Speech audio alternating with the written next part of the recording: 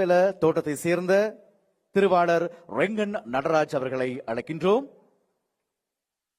வீட்டு உறுதிக்கான ஆவணங்கள் இலங்கை ஜனநாயக சோசலிச குடியரசின் கௌரவ ஜனாதிபதி அனுருகுமார திசாநாயக்க அவர்களினால் இந்த மலையக மக்களுக்கு கையளிக்கப்படும் தருணம் இது.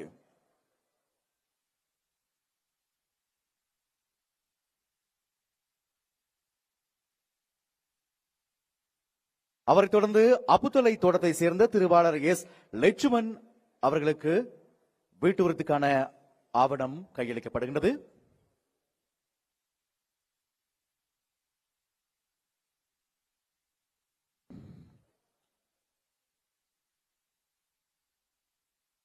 அடுத்ததாக நாயபெத்த தோட்டத்தை சேர்ந்த திருவாளர் ஆர் ராஜகோபாலன் அவர்களுக்கு வீட்டு உறுதிக்கான ஆவணம் கௌரவ ஜனாதிபதி அவர்களினால் கையளிக்கப்படுகின்றது.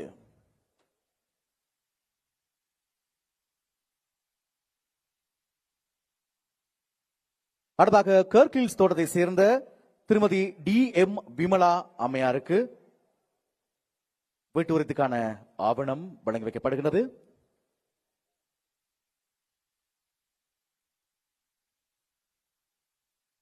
அவரைத் தொடர்ந்து குலுகாகந்த தோட்டத்தை சேர்ந்த திருமதி ஏஜி ஹேமலதா அம்மையாருக்கு வீட்டு உறுதிக்கான ஆவணம் கையளிக்கப்படவிருக்கிறது. 28 லட்சம் ரூபாய் இந்திய நிதி ஒதுக்கீடு, 4 லட்சம் ரூபாய் இலங்கை நிதி ஒதுக்கீட்டின் கீழ் அமைக்கப்படவிருக்கின்ற புதிய வீடுகள், விசேடமாக அனைத்து வசதிகளும் நிறைந்த வீடுகளை மக்களுக்கு கௌரவமாக கையளிக்கும் தருணம் இது. அடுத்தாக கிரவணாக்கெட்டிய தோட்டத்தை சேர்ந்த திருவாளர் ராஜமணி சுரேந்திரன் அவருக்கு வீட்டு உறுதிக்கான ஆவணம் கையளிக்கப்படும் தருணம் இது.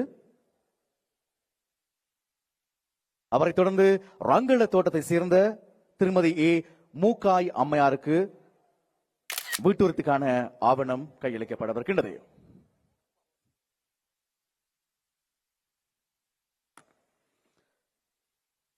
இந்த பயனாளிகள்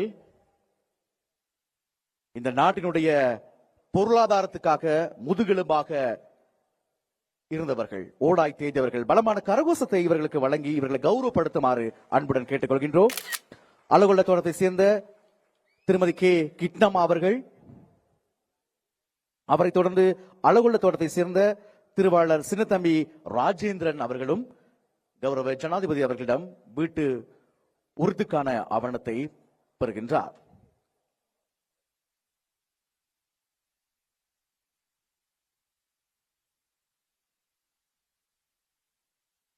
ரத்வத்தை தோட்டத்தை சேர்ந்த திருமதி பூச்சி தர்மாவதி அம்மையாரை அழைக்கின்றோம். என்எஸ்ஆல்வத்தை திருவாளர் சந்திரதாஸ் அவர்களையும் அழைக்கின்றோம்.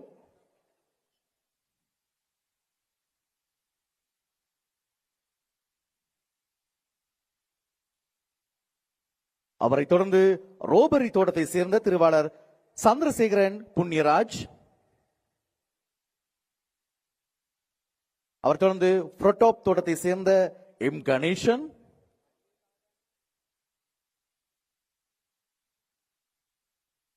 அவரை தொடர்ந்து பர்லன் தோட்டத்தை சேர்ந்த திருவாளர் பி விஜயகுமார் அவர்கள்,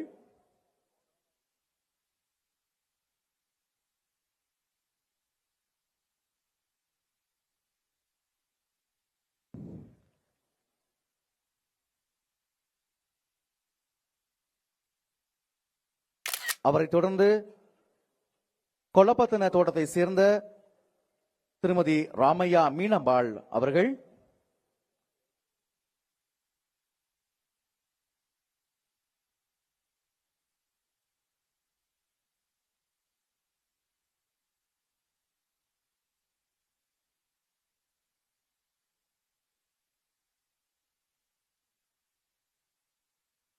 இந்த வேளையில் வீட்டு உறுதிக்கான பத்திரத்தினை பெறுகின்றார் மொனராக்கலை மாவட்டம். அவரைத் தொடர்ந்து நுவரெலியா மாவட்டம் புரோட்டோப் தோட்டத்தை சேர்ந்த திருவாளர் எம் கணேசன் அவர்கள்,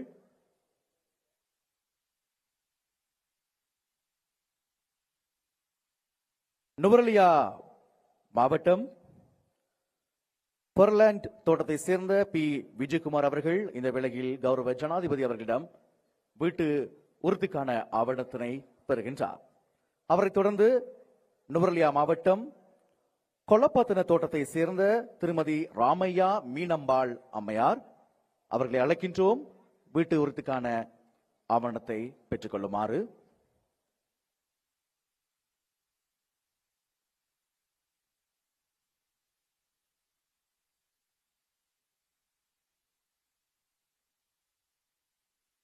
அவரைத் தொடர்ந்து ரத்தினபுரி மாவட்டம் ஹெக்பர் தோட்டத்தை சேர்ந்த திருமதி சுப்பிரமணியம் சசிமலர் அவரை அழைக்கின்றோம். வீட்டு உறுதிக்கான ஆவணத்தினை கௌரவ ஜனாதிபதி அவர்களிடம் பெறுமாறு.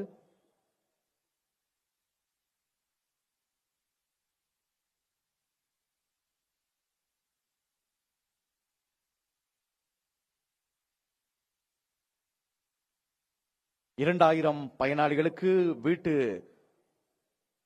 உரிமை பத்திரம் வழங்கும் விழா இன்று பண்டாரவளை நகரசபை மைதானத்தில் இடம்பெறுகின்றது. இந்த வேளையில் திருமதி சுப்பிரமணியம் சசிமலர் அவர்கள் வீட்டு உறுதிக்கான ஆவணத்தினை கௌரவ ஜனாதிபதி பெறுகின்றார். அவரைத் தொடர்ந்து திருவாளர் எஸ் பால்ராஜ் அவர்களை அன்போடு அழைக்கின்றோம்.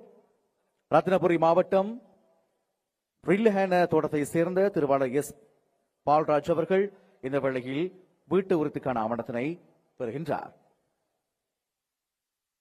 அவரைத் தொடர்ந்து ரத்தினபுரி மாவட்டம் எஹலியகொட தோட்டத்தை சேர்ந்த கே சந்திரகலா அம்மையார் அவர்களும் வீட்டு உறுதிக்கான ஆவணத்தினை இந்த வேளையில் பெறுகின்றார்கள்.